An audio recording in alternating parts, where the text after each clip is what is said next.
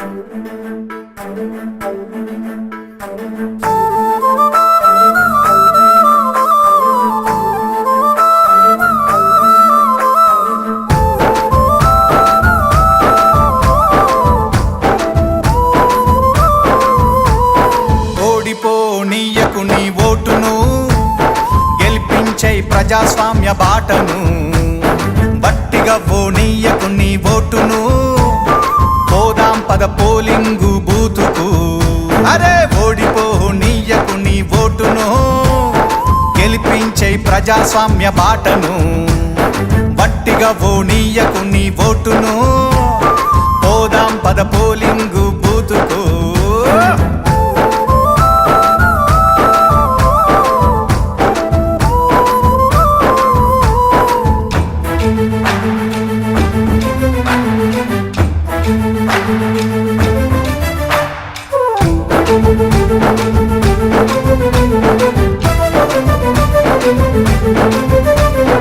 ఎంచుకునే నాయకుల మంచి చెడులు చూడు, ఏమన్నా చేస్తారా జనాలకు మేలు.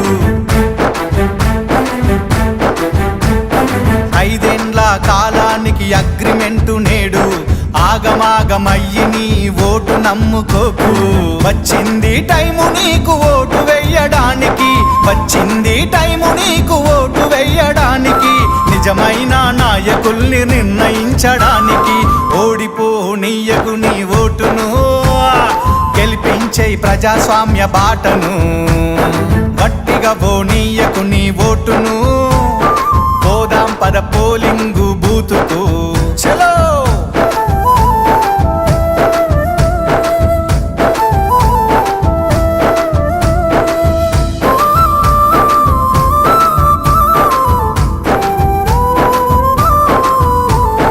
రాజ్యాంగం మనకిచ్చిన వజ్రాయుధమోటు, అవకాశం అందుకొని అడుగెయ్యి ముందుకు. నీ ఓటు ఏడుందో ముందుగానే తెలుసుకో, పోలింగు డే రోజున ప్రశాంతంగా వేసిపో. ఓటరు నీ చేతికి వచ్చింది పవరు, ఓటరు నీ చేతికి వచ్చింది పవరు. ఓటేసి చూపించు రానున్న ఫ్యూచరు. ఓడిపోనీయకు నీ ఓటును, గెలిపించే ప్రజాస్వామ్య బాటను. అరే గట్టిగా పోనీయకు నీ ఓటును, పోదాం పద పోలింగు బూతుకు. చలో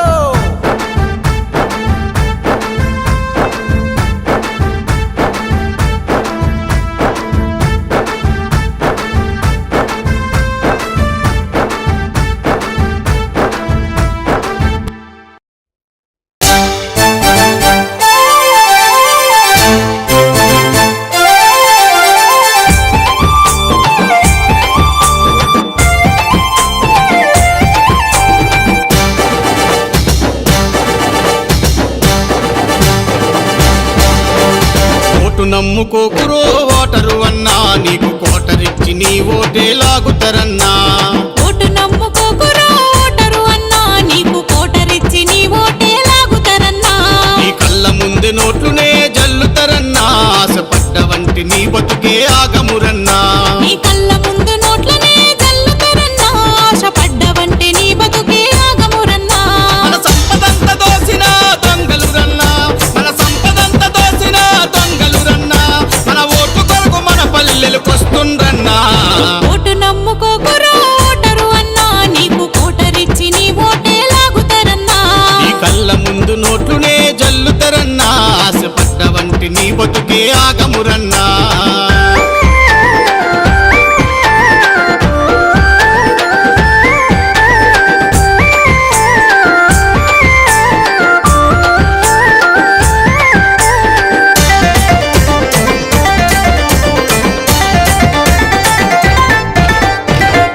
కాలంలో ఓటు లేదురు అన్నా, మన అంబేద్కరుడొచ్చి నాక తెచ్చినడన్నా. తాతల కాలంలో ఓటు లేదురా అన్నా, మన అంబేద్కరుడొచ్చి నాక తెచ్చినడన్నా. ఏ మనిషికైనా ఒక ఓటే ఇచ్చినడన్నా, ఈ ఓటుతోనే చరిత్రనే మార్చాలన్నా. ఏ మనిషికైనా ఒక ఓటే ఇచ్చినడన్నా, ఈ ఓటుతోనే చరిత్రనే మార్చాలన్నా. వీరు బిర్యానికి లొంగకురన్నా, వీరు బిర్యానీ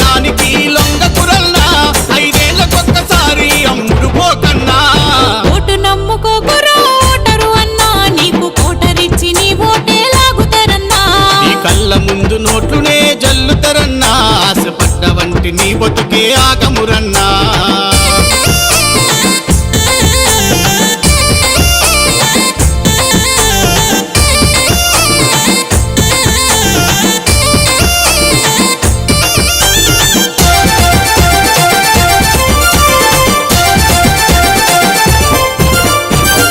కోట్లు దిగి మింగిన నేతలు రన్నా, మన ఓటు కొరకు గడప గడపకొస్తుండ్రన్నా.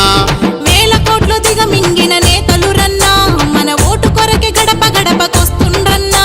కులాల మధ్య మంటలు రగిలిస్తుండ్రన్నా, మతాల పేరుతోటి విడదీస్తుండ్రన్నా.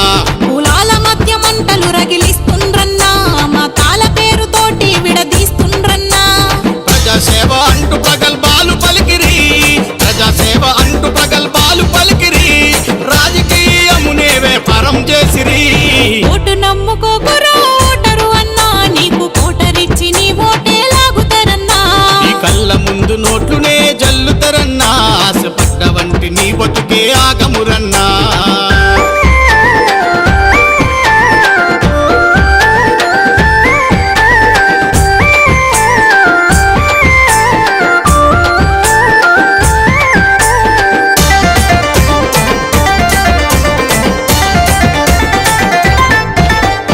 ఓటుతోని నేతల తల రాత మారును, మన బిడ్డల భవిష్యత్తుకు మార్గమేసెను. నీ ఓటుతోనే నేతల తల రాత మారును, మన బిడ్డల భవిష్యత్తుకే పాఠశాల ప్రెసిడెంట్గా ఎన్నికైన నేను మన పాఠశాల గౌరవ మర్యాదలను కాపాడుతానని మనస్ఫూర్తిగా ప్రమాణం చేస్తున్నాను. పాఠశాల క్రమశిక్షణను మరియు నియమ నిబంధనలను నేను స్వయంగా పాటిస్తూ ఇతరులు పాటించేలా కృషి చేస్తాను. విద్యార్థుల సమస్యలను ఉపాధ్యాయుల దృష్టికి తీసుకువెళ్ళి వాటి పరిష్కారానికి నా వంతు బాధ్యత నిర్వహిస్తాను. చదువులో, క్రీడల్లో మరియు సాంస్కృతిక కార్యక్రమాల్లో మన పాఠశాల పేరును నిలబెట్టడానికి నిరంతరం ప్రయత్నిస్తాను. నాతోటి విద్యార్థులందరితో వివక్ష లేకుండా స్నేహభావంతో వెలుగుతానని ప్రమాణం చేస్తున్నాను. ఈ బాధ్యతను నేను అత్యంత నిబద్ధతతో నిజాయితీతో నిర్వహిస్తానని మన ఉపాధ్యాయులు మరియు తోటి విద్యార్థుల సాక్షిగా ప్రతిజ్ఞ చేస్తున్నాను. జై హింద్. ఈ రోజు నేను మన పాఠశాలలో నిర్వహించుకున్న మాదిరి ఎన్నికలలో నన్ను స్కూల్ ప్రెసిడెంట్ గా ఎన్నుకున్నందుకు మీ అందరికీ పేరు పేరున నా యొక్క ధన్యవాదాలు తెలియజేస్తున్నాను. అసలు ఎన్నికలు అంటే ఏంటి? ఎన్నికలు ఎలా జరుగుతాయి? ఓటు హక్కు అంటే ఏంటి? ప్రజాస్వామ్యం ఎలా పనిచేస్తుంది అనే విషయాలను మనం పుస్తకాలలో చదువుతున్నాం. కానీ ఈరోజు మన పాఠశాలలో జరిగిన మాదిరి ఎన్నికల ద్వారా వాటన్నిటిని మనం ప్రత్యేకంగా అనుభవించాము. ఓటరు జాబితా, బ్యాలెన్స్ పేపర్ మరియు ఓటింగ్. ఎన్నికలు నాకు ఒక గొప్ప పాఠాన్ని నేర్పా. ఎన్నికల్లో గెలుపోవటంతో అనేది ఒక నాణ్యతకే ఉన్న రెండు స్పష్టపడి గెలిచినప్పుడు పొందే ఆనందం కంటే ఓడిపోయినప్పుడు మనం నేర్చుకునే అనుభవం చాలా గొప్పదని నేను నమ్ముతున్నాను. ఓటమి నన్ను నిరుత్సాహపరచలేదు, మరింత బాధ్యతగా ఎలా ఉండాలో నేర్పింది. పాఠశాలలో జరిగిన మాదిరి ఎన్నికలలో నేను నా బృందం ఎన్నికల సిబ్బందిగా పోలింగ్ ఆఫీసర్గా బాధ్యతలు నిర్వహించడం జరుగుతుంది. సాధారణ ఎన్నికలు జరిగినప్పుడు మనం ఓట్లు వేయటం, ఫలితాలు రావటం మాత్రమే గమనిస్తాం. కానీ ఆ ఎన్నికల వెనుక ఎంతటి క్రమశిక్షణ, ఎంతటి కఠిన శ్రమ ఉంటుందో మేము ఈ రోజు తెలుసుకుంటాం. ఏజెంట్ గా బాధ్యతను నిర్వహించాను. ఈ అవకాశం ద్వారా ఎన్నికల ప్రక్రియలో ఒక కీలకమైన భాగస్వామిగా ఉన్నందుకు నేను చాలా సంతోషిస్తున్నాను.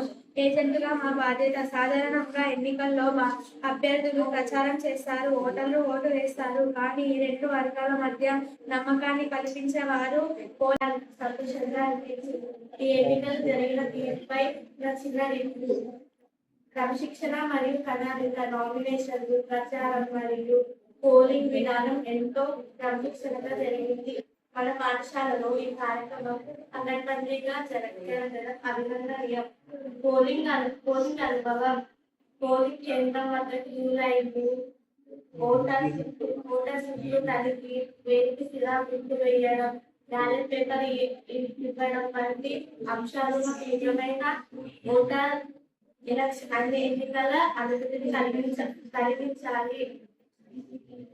ఈ ఎన్నికల ద్వారా మేము నేర్చుకున్న పాఠం ఒక్క ఓటు విలువ ఎంతో మేము నేర్చుకున్నాము. ఒక్క ఓటు ఎన్నికోటములను ఎలా మారుస్తుందో మాకు తెలిసింది. రేపు మాకు 18 ఏళ్ళు నిండిన తర్వాత ఓటు ఎంత జాగ్రత్తగా వేయాలో నాకు అర్థమైంది. ముగింపు. ఈ అద్భుతమైన కార్యక్రమాన్ని నిర్వహించిన ప్రధానోపాధ్యాయుల గారికి, ఉపాధ్యాయులకు, ముఖ్యంగా మా సోషల్ కౌన్సిలర్ గారికి ధన్యవాదాలు. జరిగింది. అయితే ఈ ఎలక్షన్ ప్రాసెస్ అనేది, ఎన్నికల ప్రక్రియ అనేది ఏంటంటే, మన భారతదేశం ఏంటంటే ప్రపంచంలోనే అతి పెద్దదైనటువంటి ప్రజాస్వామ్య దేశం భారతదేశం. ప్రజాస్వామ్యంలో ప్రజాస్వామ్యం యొక్క ముఖ్య ఉద్దేశం ఏంటంటే by the people, of the people, for the people ఏదైతే అనుకుంటాం మనం, అది ఏంటంటే ప్రజల చేత ప్రజల కొరకు ఏర్పడేటటువంటి ప్రభుత్వాలు, ప్రజాస్వామ్య ప్రభుత్వాలు. దీనిలో ఎన్నికల ప్రక్రియ అనేది చాలా ముఖ్యమైనటువంటి. మనకు నాయకుడిని ఏం చేస్తాం, మనం ఓటు హక్కు ద్వారా, మనకు ఉండేటటువంటి ఓటు హక్కు ద్వారా మనం నాయకుడిని ఎన్నుకుంటాం. అయితే ఎలక్షన్ జరిగేటప్పుడు మనకి ఏమనిపిస్తుంది, ఎలక్షన్ కేవలం పోయి ఓటు వేయడమే అని మనకు అనిపిస్తుంది. కానీ దాని వెనుక చాలా మంది కష్టపడాల్సి ఉంటుంది. పై ఆఫీసర్ నుంచి మొత్తం ఎలక్షన్ కమిషన్ అంతా కూడా ఒక ప్రాసెస్ ప్రకారం కొన్ని రోజుల పాటు ఈ కార్యక్రమ నిర్వహణ అనేది జరుగుతుంది, ఈ ప్రక్రియ అనేది జరుగుతుంది. ఆర్టికల్ మనకి ఏంటంటే, రాజ్యాంగంలో ఆర్టికల్ 324 ప్రకారం ఏంటంటే, మనకు ఈ ఎన్నికల ప్రక్రియ అనేది ఎలక్షన్ కమిషన్ అనేది నియమించబడి, దాని ఎలక్షన్ కమిషన్ ఆధ్వర్యంలో మనకి ఇదంతా ప్రాసెస్ అంతా జరుగుతుంది అనమాట. ఇది స్వయం ప్రతిపత్తి కలిగినట్టు సంస్థ. దీంట్లో ఎవరు కూడా జోక్యం కలిగించుకోవడానికి ఆస్కారం లేదు. వాళ్ళ నిర్ణయమే ఫైనల్. అయితే వాళ్ళ కిందని ఎలక్షన్ అనేది మొత్తం జరుగుతూ ఉంటది. దీనిలో భాగంగానే ఇదంతా కూడా ఈ రోజు మనము జరిగింది. ఇది మనకు రాజ్యాంగం ప్రసాదించినటువంటి గొప్ప అవకాశం. ప్రతి పౌరుడు, ఎవరైతే 18 సంవత్సరాలు నిండినటువంటి పౌరుడు ఉన్నాడో వాళ్ళందరూ కూడా రాబోయే కాలంలో, అంటే మీరందరూ కూడా రాబోయే కాలంలో ఓటేయబోతున్నారు కాబట్టి మీకు ఇది ఒక మంచి ఎక్స్పీరియన్స్ గా ఉంటుందని చెప్పేసి నేను అనుకుంటున్నా. చదువు రాని వాళ్ళే లీడర్లు అవుతారు, చదువుకున్న వాళ్ళు వాళ్ళ దగ్గర బానిస అవుతున్నారు. కాబట్టి ఏంటంటే మన దగ్గర నుంచి మంచి లీడర్షిప్ బయటకు పోవాలా.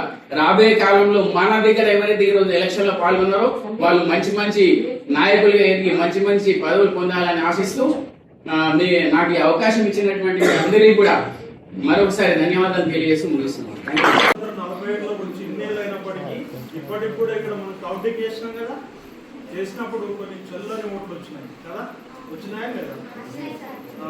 అంటే మరి 70-80 ఏళ్ళు అవుతుంది మనకు స్వాతంత్రం వచ్చి. అయినప్పటికీ ఇన్ని ఎన్నికలు జరుపుకుంటున్నాం కానీ ఇంకా ఓటర్లు ఏం చేస్తున్నారు, చెల్లని ఓట్లు వేస్తున్నారు. ఒక్కోసారి చెల్లని ఓట్లు కూడా ఎంతో కీలకం మరి. కాబట్టి మీరు ఇట్లాంటి పాఠశాల స్థాయిలో ఇట్లాంటి విషయాలన్నీ తెలుసుకుంటే మీకు బయట ఎక్కడ ఇట్లాంటి చెప్పవు. ఇప్పుడు మేము నిజానికి ఎలక్షన్లో వెళ్తాం కదా, ఆ నామినేషన్ ఫామ్స్ తీసుకొని వస్తారు. వాళ్ళు ఇన్ని ఎన్నికలు జరుగుతున్నప్పటికీ వాళ్ళు ఎన్నో తప్పులు ఉంటాయి. కొన్ని సందర్భాల్లో ఇప్పుడు సపోజ్ గ్రామ పంచాయతీలో ఎన్నిక జరుగుతుంటే ఒక క్యాండిడేట్ నామినేషన్ ఇస్తారు, ఆయన బలపరిచేటువంటి వ్యక్తి కూడా దానికి సంబంధించి ఇట్లా ఈ విషయాలన్నీ కూడా మరి మీరు పాఠశాల స్థాయిలో అండ్ మిగతా వాళ్ళు కూడా అందరూ అన్నింటిలో పార్టిసిపేట్ చేయండి. ఎందుకంటే ఎలక్షన్ నాకు కూడా ఫస్ట్ ఎక్స్పీరియన్స్. నేను కూడా ఇప్పుడే నేర్చుకున్నాను. గ్రామ పంచాయతీ ఎలక్షన్స్ చేసినప్పుడు నేను కూడా సార్ దగ్గర, మేడం దగ్గర, మిగతా టీచర్ల దగ్గర నేను కూడా నేర్చుకున్నాను. అంటే ఎంత సీరియస్ గా ఉంటుంది అనేది మీకు తెలిసి ఉంటుంది. ఒక్కొక్క ఓటుకి ఎంత వాల్యూ ఉంటుంది.